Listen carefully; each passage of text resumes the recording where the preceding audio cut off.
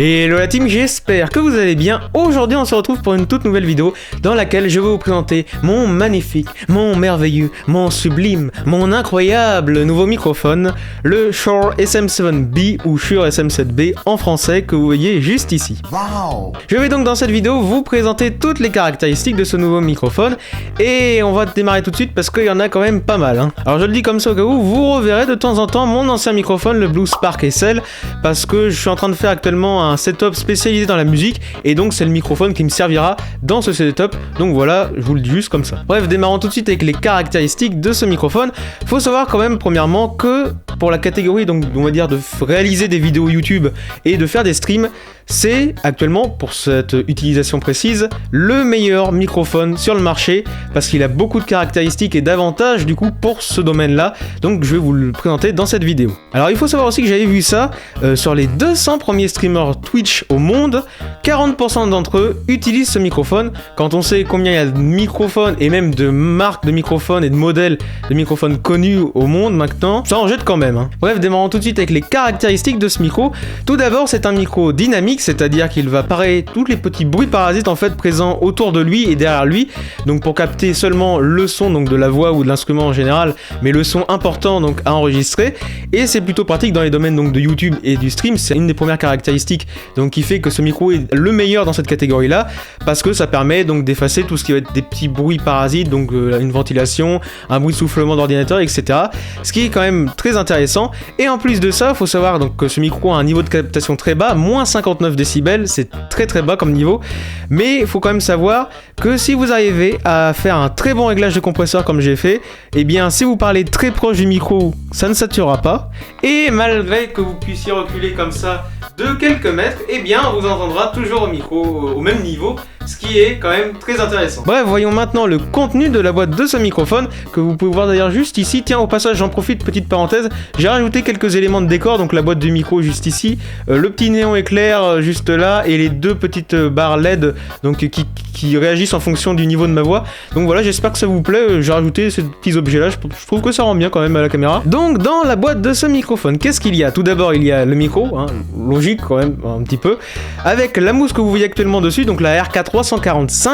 En plus de cela, vous aurez un petit lien velcro que vous pouvez voir juste là, ce qui est plutôt pratique. Bon, là ma perche elle passe les câbles directement à l'intérieur, mais si vous avez une perche qui a besoin de lien velcro pour attacher votre câble XLR, c'est plutôt pratique. Ensuite, vous aurez une seconde mousse, celle-ci, la A7WS, pardon. Donc qui vous permettra d'avoir un son avec moins de pop, ça parera plus les pop que celle-là. Donc si vous faites une voix très rapprochée, moi je sais que j'alternerai entre les deux durant les vidéos, ça sera plutôt marrant. Ensuite vous aurez donc dans la boîte aussi ces petits scratchs, on va dire, pour mieux tenir cette mousse. Donc moi personnellement je l'ai mis une fois, j'ai pas eu besoin des scratchs, ça tenait très bien. Mais si vous mettez votre micro à l'envers comme ça, peut-être que vous en aurez besoin. Donc voilà, vous les fixez sur la grille après avoir tiré cette mousse là, et vous pouvez donc mieux accrocher cette mousse là. Ensuite vous aurez un petit adaptateur, donc si votre perche, si le micro ne se vise pas directement sur votre perche, moi personnellement j'ai pas eu le besoin de l'utiliser, mais ça peut servir sur certains pieds de musique, etc., certains pieds de micro, ça peut être très pratique. Et enfin quelque chose que j'adore personnellement mais que beaucoup de gens n'aiment pas apparemment, mais quelque part je trouve que limite s'il y en a pas dans la boîte d'un produit ça manque un petit peu, le sticker Shure. Donc je pense peut-être que je le mettrai un jour dans le décor, je verrai, ouais, peut-être que je vais le mettre dans le décor, ça peut être plutôt pas mal ça. Et en plus de ça, il faut donc savoir que vous avez aussi dans la boîte une petite plaquette en métal pour cacher le bas du micro.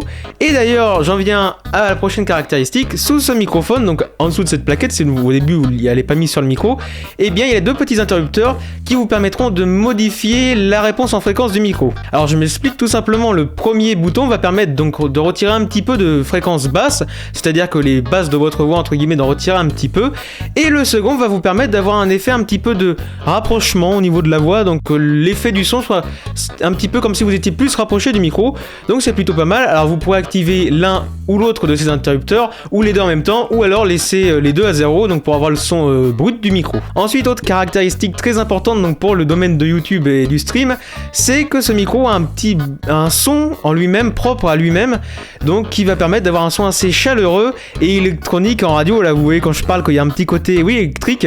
Et en plus de ça, le rendu de la voix avec ce micro, la voix est très claire et le rendu est très distinct. On entend bien tout ce que je dis au niveau de la voix. Enfin, actuellement, vous pouvez le voir.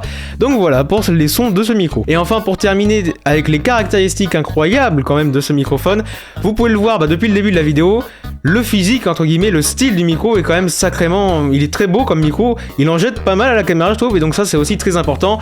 Donc dans les vidéos YouTube et même dans le stream, vu qu'on voit quasiment à 90% du temps votre microphone dans les vidéos. Bref, voilà tout pour cette vidéo de présentation de mon nouveau microphone, donc voilà, j'espère en tout cas qu'il vous plaît, même le style. Vous le verrez donc maintenant dans toutes les prochaines vidéos, sauf comme je vous ai dit, celle que je ferai prochainement dans le studio spécialisé pour la musique.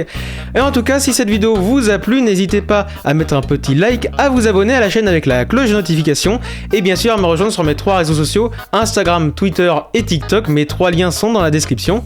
Autrement, je vous remercie d'avoir suivi cette vidéo, et je vous dis à très bientôt pour une prochaine. C'était Matt en Norme, les amis. Ciao, ciao, ciao.